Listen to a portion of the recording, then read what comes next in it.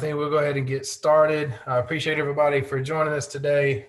My name is Jason Rory. I'm the founder and CEO of MSP Overwatch. And I'll just take a brief minute to introduce myself before turning it over to Jason Knight, who's our featured guest on today's roundtable discussion. So again, my name is Jason Rory. MSP Overwatch is a information security platform built for MSPs. So what we do is we help partner with MSPs at the business level and really help them manage their risk. We help MSPs build an internal information security program that not only lowers their risk, but also helps them grow by leveraging the tools and the solutions that you learn by building an internal security program to then be able to extend that security out to your client, both through tightening up your own house in addition to our newly released resale model. So again, we help MSPs lower their security risk in addition to using the tools as a method to grow. And that was one of the reasons we invited Jason out today to join us to speak about MSPs and how to grow your MSP both efficiently and keeping a desired level of profitability. So with that being said, and respecting for everybody's time, I wanted to turn the floor over to Jason as we talk about EOS, how it helps MSPs scale. And he can speak a little bit about his rise through the IT services world and how successful he was in exiting his company. And throughout, we'll talk about how security plays such a big role in your growth and keeping your internal systems and company secure as you grow, and then also using obviously the security as a method to grow. So kind of a double edge. So Jason, I'll turn it over to you. Please introduce yourself. Yeah, appreciate that. Thank you very much. And welcome everybody. Appreciate you taking time to join us. Again, my name is Jason Knight. This is what I call the $50,000 hour. And it's really all about cash flow. So we are going to talk about EOS.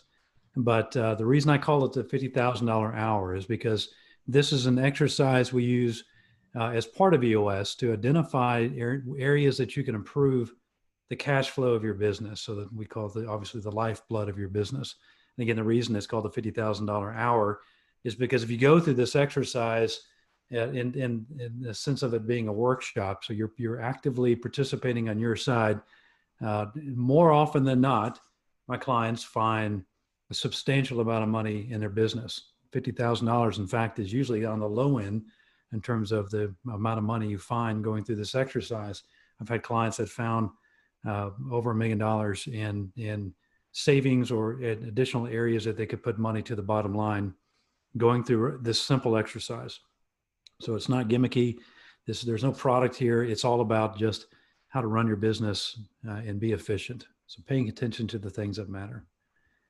So as Jason had mentioned, my name is Jason Knight. I'm a professional EOS implementer, but before that, I was in your shoes. So I have started and grown a number of organizations over the years. I've been an entrepreneur for about 30 years and growing these companies in different industries, but most of them technology related. My last was 2005, where I started an IT services company focused on enterprise infrastructure and security. We grew it from 0 to about 50 million in revenue and sold it in 2014. And we sold it into a roll-up. We were the largest of that roll-up.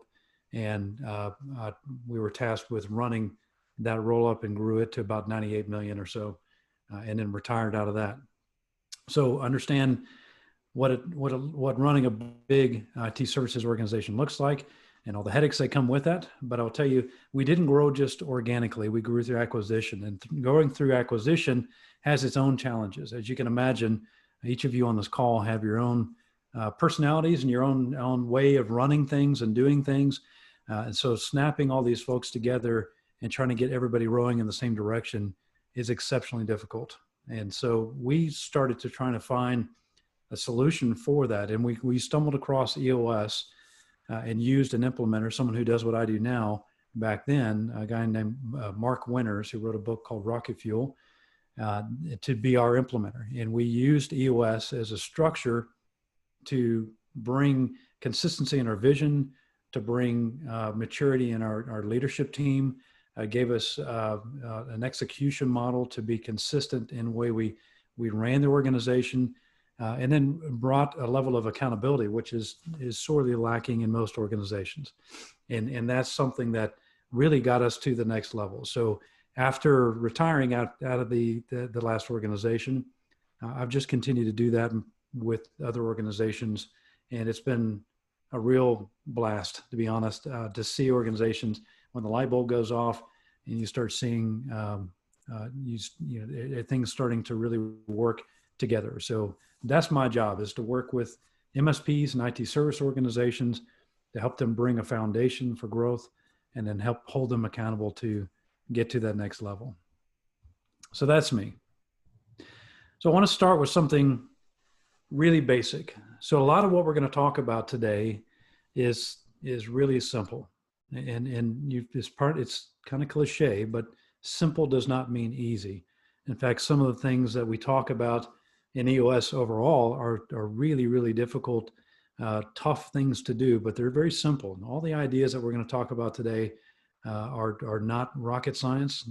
I'm not going to tell you anything you probably hadn't heard before, but maybe give it to you in a context that makes you think about it a little differently.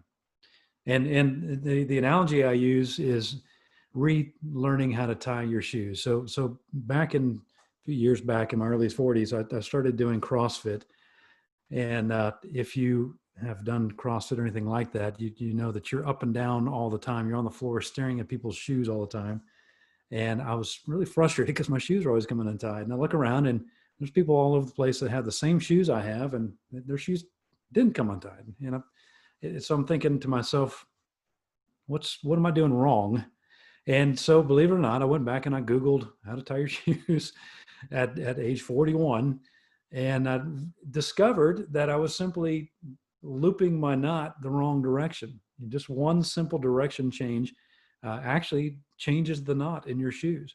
So if you look down at your shoes, if your knot is or your bow is vertical, you may be doing it wrong. If it's horizontal, you're probably doing it right. And the strength difference between those two knots is pretty significant. And so it took me a while to reprogram my brain, but I was able to do that and change what I did. And again, I just say that to say that just because you've done it all your life a certain way doesn't mean that it's the most efficient or best way to do it. So today is not about the academics and detailed analytics of accounting. This is about as complex as we're going to get in accounting. So when we talk about cash flow, we're really not going to get into the super detailed cash flow reporting that you should be doing, obviously, but today is really touching on high-level topics of cash flow and where to find money in your business. And so just for consistency in our statements here, revenue is the top line. How much money comes into the organization, less cost of goods sold. What does it cost you to deliver that product? The gross profit is the result of the difference of those two. Operating expenses, those are the checks that you write every day, week, month, whether you sell something or not. And then net income, of course, is the result of that. The other thing that oftentimes people, especially new entrepreneurs, are really taken aback by is that net income doesn't mean money in your pocket. At the end of the year, when you got to pay taxes, especially if you're accrual basis, you got to write a check for something that may not be in the bank. And so what we're talking about today is not necessarily net income as much as it is just straight up cash flow, money in the bank. And by the way, with my clients, especially in the EOS, we work on a scorecard, and the scorecard is just a simple set of metrics, KPIs, OKRs, whatever you want to call them, but this is a simplistic version of those boiled down, and we look at them on a weekly basis. And I encourage my clients to develop a productivity ratio. So gross profit by total operating expenses is how you get a productivity number. And every company is a little bit different, but we use this as a way of consistently looking and seeing if we're executing or are we maintaining our best practice productivity number. And if that's something you're interested in, I'm happy to talk to you later on about how you would do that within your own organization. So again, a real simple view of what cash flow is just the picture of a bathtub. And so your cash balance is the water level in the tub, and cash in is the flow from the faucet, and cash out is down the drain. And we can raise that level, that cash balance, one of a couple of ways. We can either increase the flow through the faucet, which is an obvious way. The other is we can decrease the outflow through the drain. And ideally, you want to do both. We can increase the flow and decrease the outflow, and that's really when things overflow in the tub. And that's when great things happen. Overflowing the tub in this case is really good, because that's when dividends and distributions and fun stuff happens. So that's the level of the elementary level that we're going into today. So don't overthink it. This isn't about the mechanics of accounting. So there's 8 drivers, and this is something I go through with my clients. EOS actually has a tool called the 8 cash flow drivers, and it's effective, but I think it leaves a couple of dimensions out of the picture. And so I've actually filled these in, and I go through with my clients 8 specific cash flow areas to pay attention. So we're just going to start at driver number 1. So the first is you can sell more units. That's obvious. And anyone who wants to grow their business knows they just need to go sell more stuff, right? But how do you do that? And so there's a few ways to look at that. Number 1, you can sell more product or services to existing clients. You can sell existing products and services to new clients. The danger zone, if you look at that bottom right corner, is new clients, new products to new clients. That's really not that you shouldn't consider doing that, but that's an investment that's going to negatively impact your cash flow. There's going to be time and energy spent getting that off the ground so that you've got something to sell and you know who you're selling it to. So sell more units. So a few things on the scorecard that we look at are things like market share. All right, how much of the market share are you currently capturing? That's an obvious one. The next is customer share. If you look at your clients, how much of the money they spend on IT are you currently capturing? Are they buying everything you sell? So going wide in an existing client, that's again selling more products and services to existing clients. That is sometimes easier, most often easier than acquiring a new client. So hey, getting Jason, more out of. Got a question just to jump in real quick. So Sure. based on your experience, what you're seeing out there working with other MSPs when it comes to, opportunities to sell more, gain some net new business or widen your reach with your current clientele, how much of that now do you see is more security or cybersecurity based versus, your kind of traditional MSP support? Yeah. Well, I'll tell you, most MSPs know that there's security challenges out there, and oftentimes they don't understand the depth of issue, risk, or opportunity when it comes to security. And I think within the clients themselves, there is a whole category of solutions that you can be selling that will be not just purchased but appreciated by your clients, because it reduces risk in their business. And oftentimes, if you position it correctly, can be a selling tool for them to their own clients. When I was selling security, we often would go in with the tools to help them understand how this can be taken to their clients and demonstrate how they are different than their competitors. They're handling the data more securely. They've got methodologies and systems to protect the data that's coming in and out. They've got contracts and components in place to ensure that their data is being handled correctly and can pass on those contracts to their clients to be used as well. So, yeah, Jason, that's a great point. There's a big part of what you all do that may be overlooked, and you certainly could bring that into. And that's what in there. Yeah, that's what we tell our partners is if you can bring more value to the table by expanding your offering, say into a full program offering versus just bits and pieces of a solution.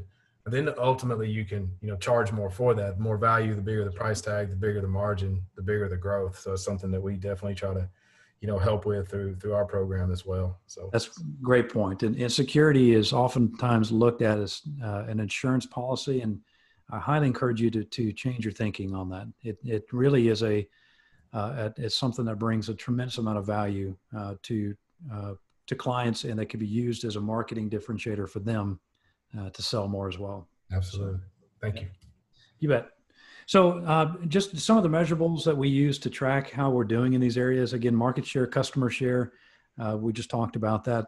Number of sales calls, close ratios, those sorts of things that are pretty obvious, but making sure you're tracking them on a consistent basis. I encourage weekly tracking of these numbers just to see where you stand currently and what's working and what's not. You'll eventually get to where you understand how many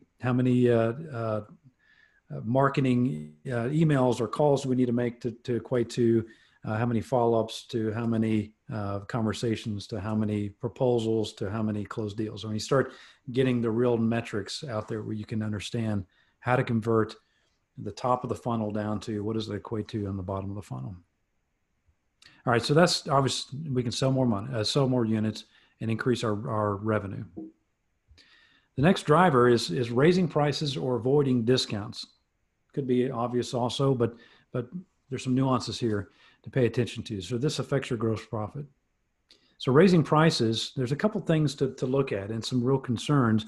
I often see uniform price increases or discounts. In other words, we're going to raise our prices 10% across the board, or we're going to discount on this proposal 10% across the board. And I would encourage you to be more selective in the way you approach your pricing and discounting. Identify those areas where you can raise prices that are going to get the most attention, discount where it's going to get the most attention, and not discount in areas that is not being paid as much attention to. So your net discount is lower. Same thing with price increases, making sure that you're selective and sensitive to that. But I definitely encourage you to always be considering areas that you can be raising prices. So, and by the way, your clients are raising prices all the time, and your costs are going up all the time. Your staff wants raises, and your landlord wants higher rents. Everything is going up all the time, and so your prices need to be going up, and at least in lockstep with your internal costs going up, but hopefully at a faster pace than that. Yeah, and I would say, Jason, how would you address? I know it's a common concern with MSPs about raising prices, and really, kind of what the approach would be. To kind of have that conversation, because most MSPs are worried in a sense to say, if I try to raise my prices and rock the boat, there's a really good chance that client could leave. Well, if you're providing a commoditized service, then sure, but don't. If you're genuinely bringing value to that client and you're really a partner to them, you may be surprised. Your clients will probably be more understanding than you think they are. And your competition may not be as competitive as you think they are either. So I definitely encourage you to look at clients just like these tips here. Look at them one by one. If you're willing to lose, you go for a bigger price increase. And we'll talk about in a minute what that looks like. If you got to keep them all, obviously, increase your value for dollars. So it doesn't mean you can't increase prices, but it may mean that you've got to increase value with it. And so this is a great example with MSP Overwatch, where you can provide a lot of value to your clients for a relatively low cost and fairly fixed cost as well. So if you can increase value, what you're delivering to your client, more information, more confidence and security with it, you can increase your price alongside of that. And the perception is really limited price increase because we got all this other value in addition to it. So obviously, a couple of things pushing price. If you're out of capacity, I've got clients I work with that are just at the wall. They can't take on any more clients, or they're running at 100% capacity. And I'll talk to them about raising prices, and they'll say, no, we can't possibly do that. We're going to lose business, or maybe not get more business. And of course, you're already out of capacity anyway. What you're going to do is, in the end, become more profitable. Fewer clients at higher margin could put more money in your pocket. But looking at that and doing that calculation is something I highly encourage for sure. If you got a true differentiator, again, I think having a really strong security message is a differentiator, as an example. If you're in a vertical that you understand that vertical better than others, that is an area that you have a differentiator, and you should be able to charge more than a generic player in that space.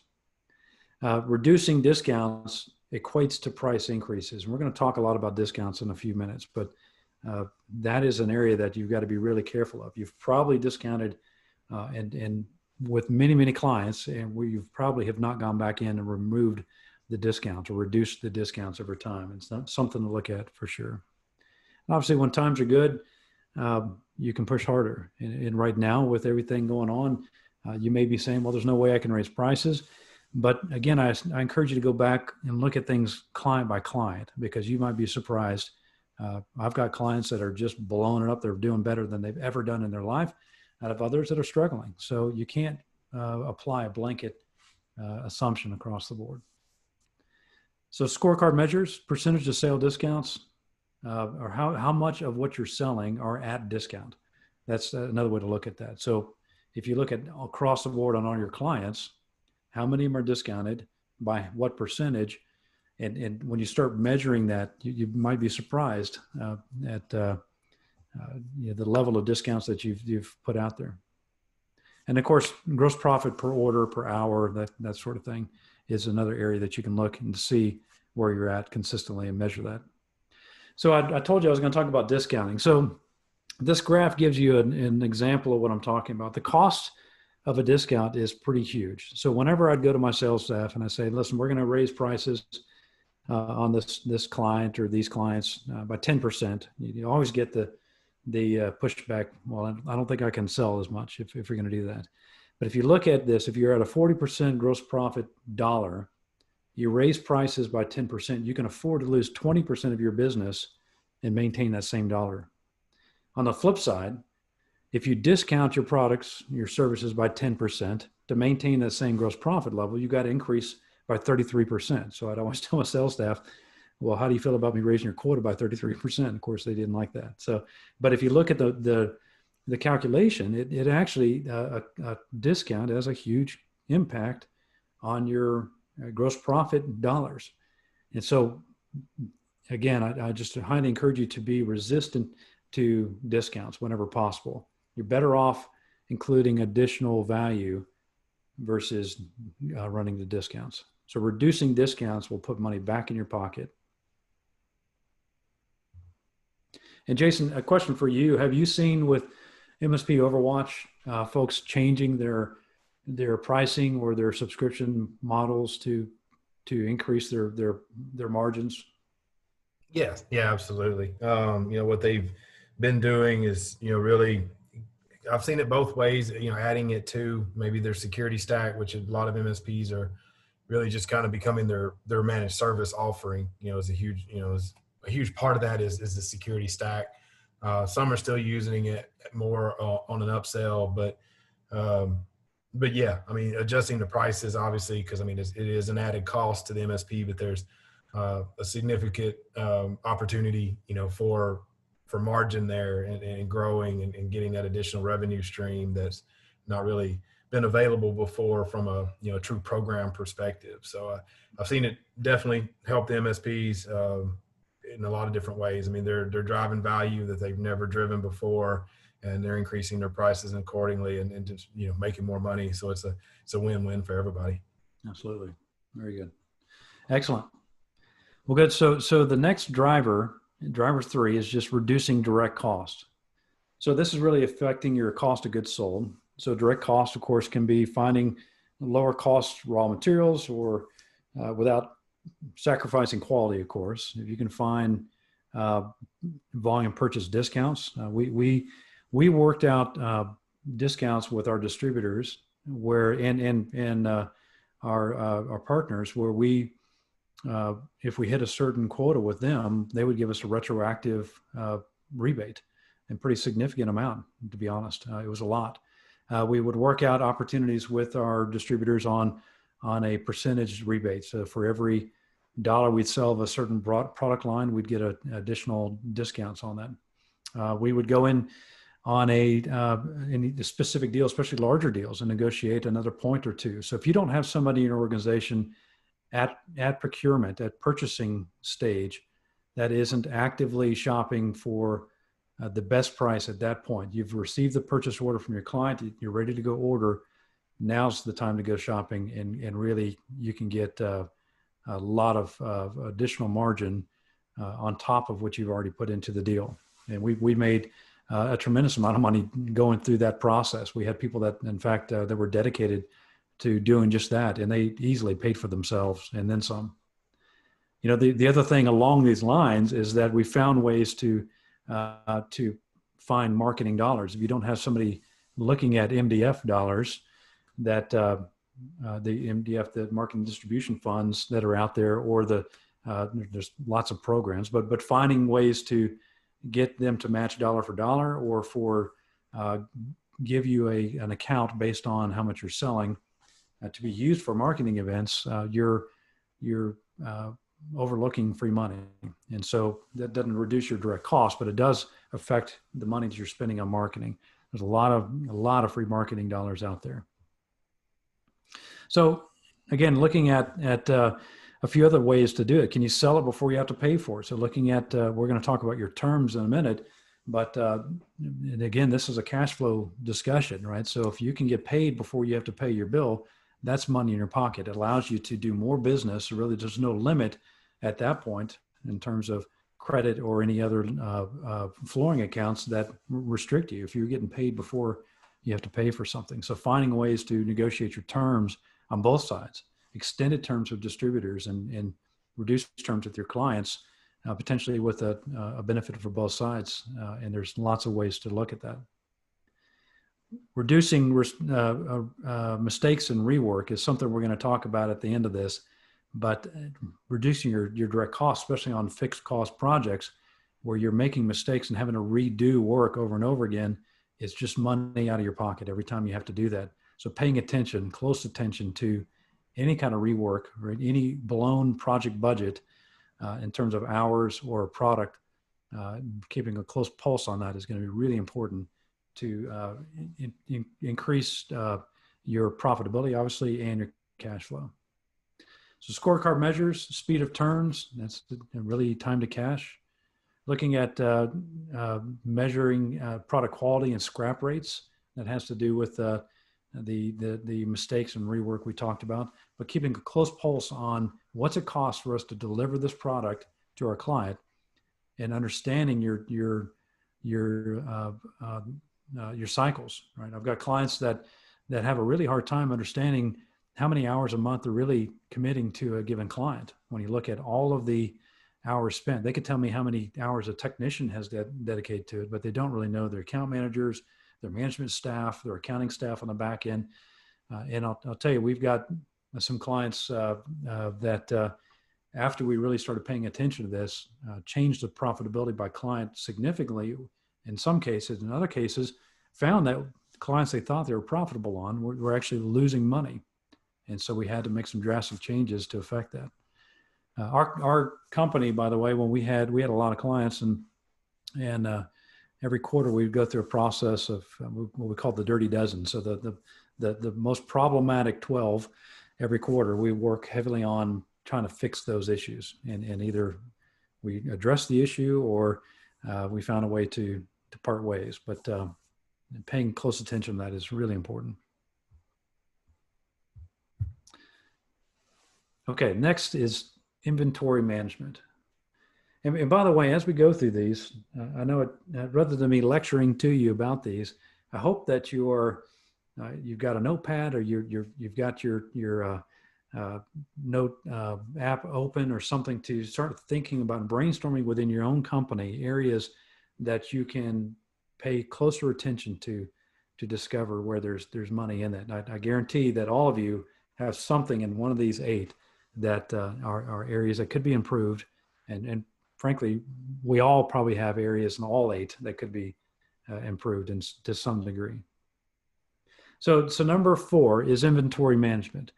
And of course, in the MSP world, a lot of you don't have a lot of inventory, which is great. That's where you want to be. If you do have inventory, I do have some clients that have inventory. We always break it down into these 3 areas, making sure that we understand the Class A inventory is a fast mover. So it comes in and out really quickly. So we'll stock those. Inventory B, slow movers. And so we start looking at, can we have the vendor hold on to that? And can we do just-in-time ordering of those? And understanding what the lead times very clearly. But if we understand that we don't have to hold it in inventory, and of course, dead obsolete, how quickly can you get rid of it, right? And so classifying that, so knowing that we never want to stock anything that's in those categories. But again, I know that you don't have a lot of inventory in physical product, but you do have inventory in people. So if you look at the amount of time that you have available to you, every billable or potential billable hour that's out there, if you have 10 people and you have potentially, say, 400 hours a week in billable time. So most of you are looking at utilization rates, but we want to make sure that we're really closely looking at the gross profit per individual, looking at gross profit per hour, unbilled time or idle time, and looking at that as wasted inventory. And unlike true inventory that can eventually be sold, once that hour is gone, it will never be reclaimed. And so as counterintuitive as it can be, if you've got somebody that you're paying $50 an hour and then you usually bill them out at $200 an hour, if they're sitting around twiddling their thumbs, you find somewhere to put them. And so even if that means you're billing them out at $25 an hour, you're at least reducing the loss that you would have otherwise been feeling for that individual. So obviously you don't want to tell your client that you're billing them at a lower rate, because that can create issues. But if there's work they can be doing behind the scenes, highly encourage using them in a productive way, even at a lower bill rate, to get things done. Now, on the flip side of that too, that it's important to understand what your top level folks are doing, and so that you've got the right resource plugged into the right engagement. You don't, if that resource could be doing $200 an hour work, and it's a matter of them just not being very efficient with their time, that's a different issue. And we need to find a way to get them as efficient as possible, so we're maximizing every potential billable hour. And I know most of you probably measure utilization rates and those sorts of things. So that's an obvious area. But when you don't have someone on a project, put them on something that could be billed, or put them on an internal project. We always had a list of internal engagements, our own projects, that we could immediately give somebody. If you don't have something to do, got to get these done, because that's going to either save us money, make us money, or make us more efficient. All right, so the next is accounts receivable. So oftentimes I'll go into a client and they've got a lot of money locked up in AR. Accounts receivable, oftentimes 30, 60, 90 days out. And so we work hard to reduce that. So how can we get them to pay on time for the service? So can we get them to pay ahead of time? Are there ways to identify incentives for your clients to get them to pay you sooner? We look at ways to put a little pressure on them or offer more value to incentivize them to pay sooner. And again, back to our dirty dozen, for those clients that aren't paying you, well, if you're not getting paid, then you're an accidental nonprofit. And I know none of you want to do services for free. And so if they're not paying you, they're really not clients. And so we need to address that and do it very quickly. So reducing your AR, so reducing terms with your clients. Again, it's the opposite of what we're saying with the distributors, making sure we're focusing on increasing terms with them. All right, driver 6, we can reduce liabilities. So what can you renegotiate? This is a long list. And I know that all of you probably think about these things from time to time, but rarely have time to actually do it. But it can put a lot of money back in your pocket.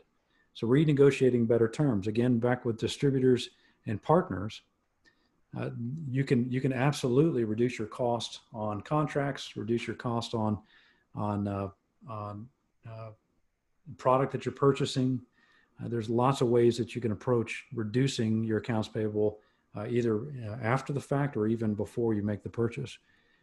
And by the way, if you're not focusing heavily on your partnership levels and the margins that you're getting, you're leaving money on the table there as well.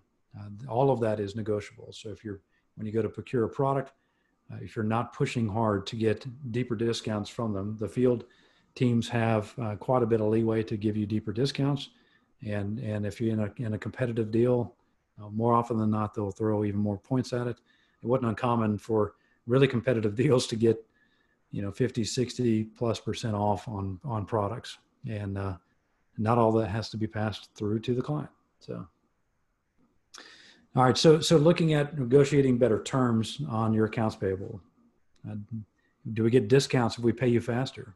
Your distributors, just like you like it getting paid quickly for the sake of cash flow. If you've got it set up to where your client's prepaying you, you certainly can turn around and pay the distributor or partner or whomever on whatever term that you want. And so, are they willing to give you some points to pay it sooner? And I would negotiate a formal program with them if you can. The second is, of course, term loans and lines of credit. Obviously, right now rates are horrendously low, which is a great opportunity to go in and renegotiate terms on your line of credit if you have it out there, making sure that you're getting the absolute best rates possible. I would renegotiate everything I possibly could. Commercial real estate right now is in a position where everybody is renegotiating. If you're not renegotiating your lease, you should seriously consider having a conversation with them. There's across the board, looking at your liabilities and see where there's opportunity to renegotiate. And then something else I threw in here is sales tax. And so depending on the size of your organization and how much product you sell, this may or may not be an opportunity for you. But if you sell a fair amount of product, and this is specific to the state of Texas, but there are lots of other states that have similar opportunities. But if you prepay or pay on time, the funny thing about the state of Texas is your sales tax are either early or they're late. There is no on time. So if you pay them early, you get 0.5%, or technically on time, you get 0.5% rebate for paying it on time. If you prepay it, there's some details in this link that show you how far in advance. But if you do an estimate and prepay your sales tax, you can get as much as 1.25% back rebated just for prepaying. So when you're talking about a large, like a reseller, for instance, that may have large product deals that they're doing, this can put a lot of money back in your pocket for doing nothing more than just, reporting and paying your sales tax early.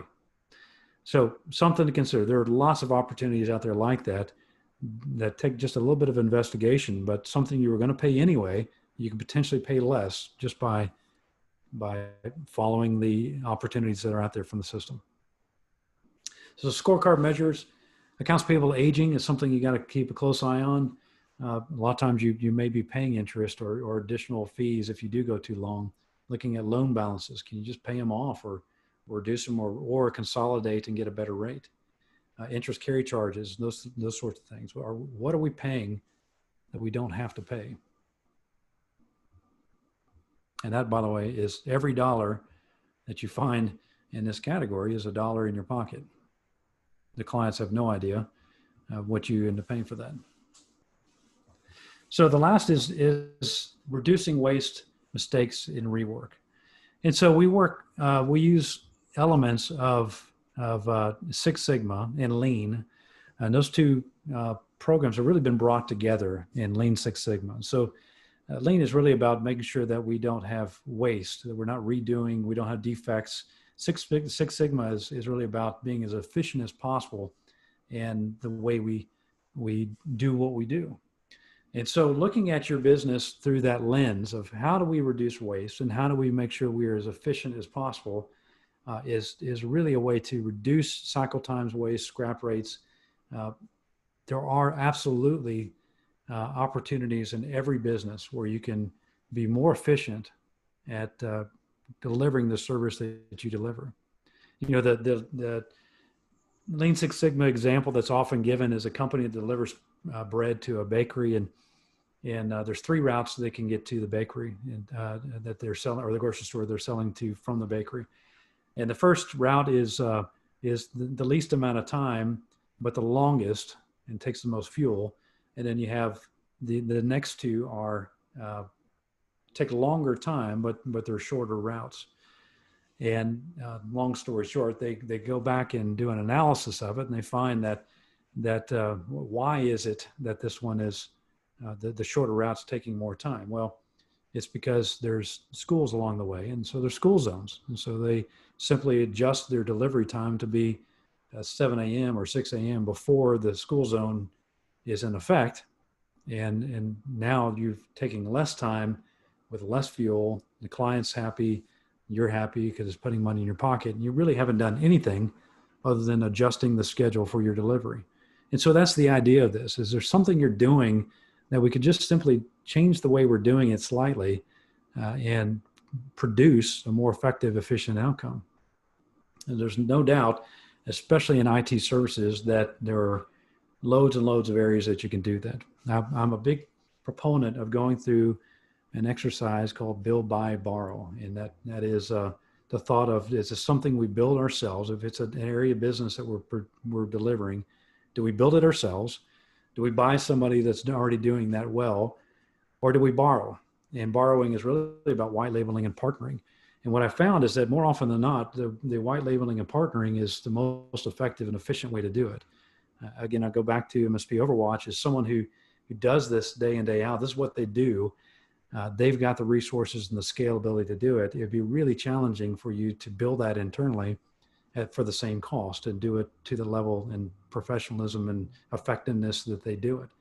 And so if you find there's areas of your business that are really complex and you're trying to, you're struggling to deliver it effectively, there may be a partner out there that you can either rebrand or partner with to do it more effectively. So that can also contribute to reducing waste and finding more effective, efficient ways to do your work.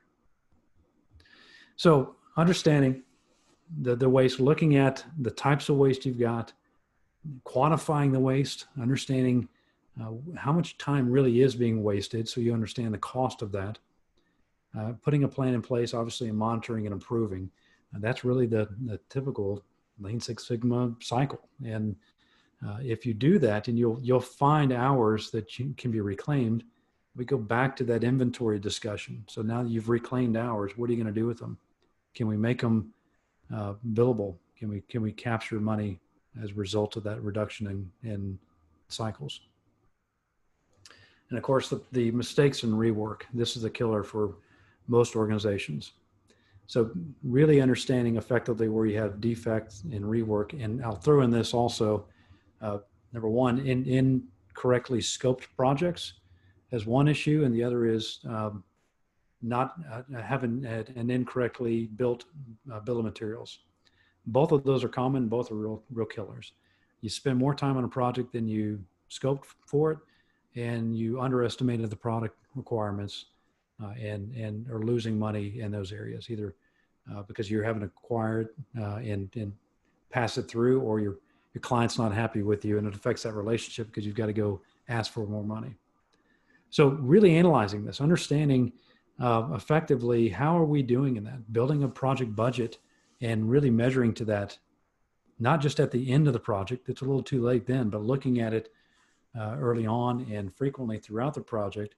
But make sure you've got a full cycle of feedback so that next project you learn from that one and you've changed it and you continually are improving what you're doing.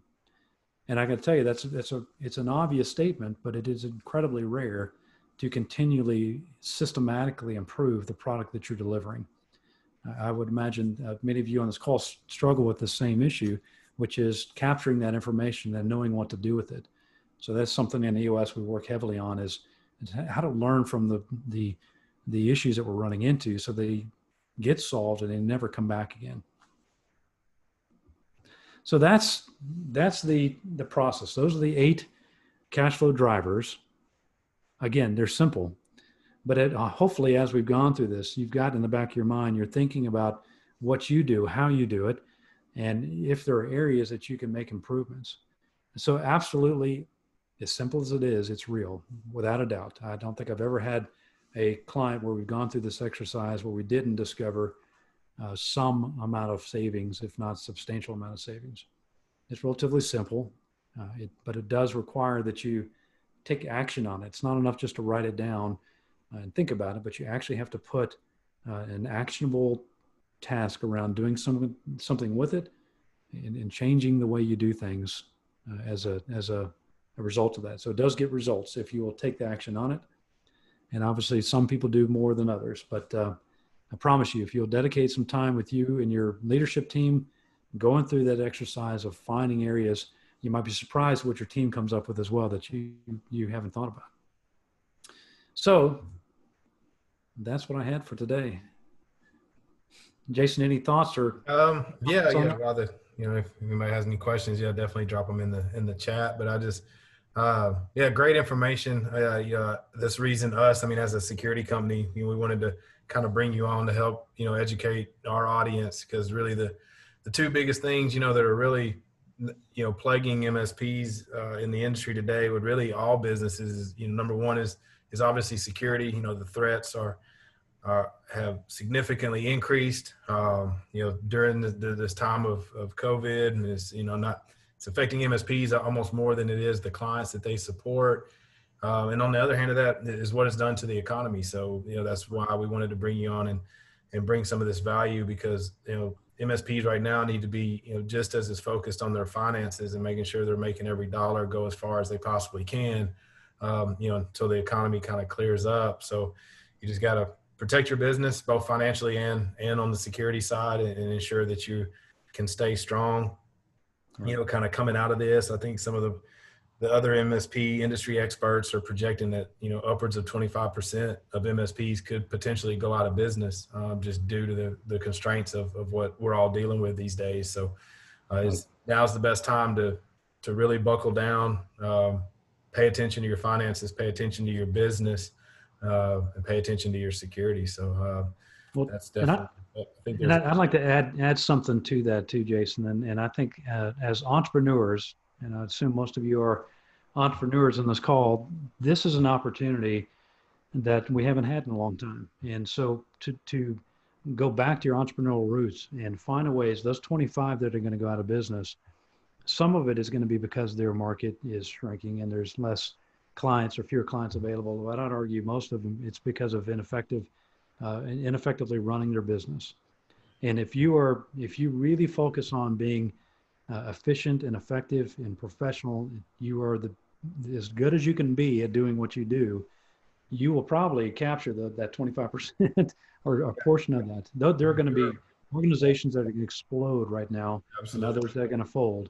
And if you're strong and you're coming through it, there's going to be a lot of opportunities in a lot of markets. You just make sure you're in the best. Put yourself on the growth side to gain some of that.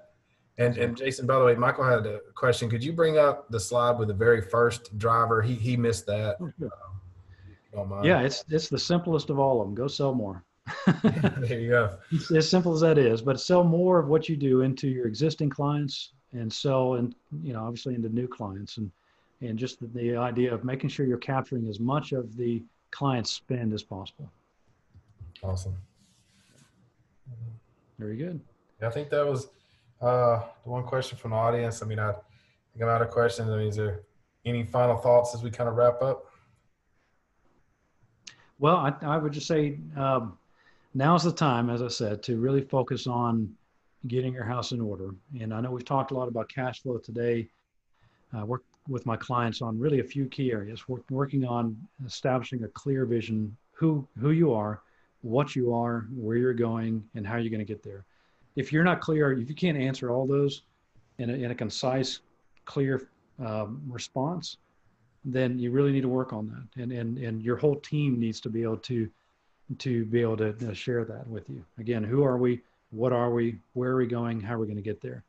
Again, those are simple questions. They're sometimes complex answers, but I encourage you to go find either a system like EOS. By the way, it's based on a book called Traction.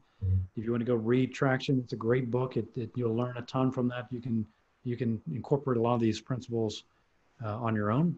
And if you want to bring in someone who's been doing this and can help as a coach to get you there, that's what I do. It's it's not too different than wanting to lose weight or get in shape. It's easy to know what to do. Sometimes it's tough to do it without somebody prodding you along to get you there. And so that's a lot of what I do. But yeah, I'll just encourage you to reach out and anything that I can help with. I'm more than happy to, whether you engage me or not. I don't let that be a barrier. Reach out anytime, and happy to help out in any way I can. Oh, that's great. And I will speak to my MSP has been through the EOS implementation, and it made a world of difference in our both our efficiency and our accountability, getting the full staff involved from the operation side to the tech side, everybody kind of with that same vision, aligning themselves with company goals. So yeah, if you haven't read Traction, look it up. It's an awesome book. And I would highly suggest, if you can, do the EOS. Like I said, it's made a world of difference for us. So yeah, reach out to Jason if you have any questions. Feel free to obviously connect with us as well. So if you have any questions about MSP Overwatch, if this is your first time joining us, definitely feel free to reach out to me on LinkedIn or through our website, mspoverwatch.com. I'd be happy to answer any questions there as well. Awesome. Great. Well, I appreciate your time. Thanks, Gal. Yeah, and we'll talk to you soon. Thank you. Thanks for your time, everyone, and have a great rest of the week. All right.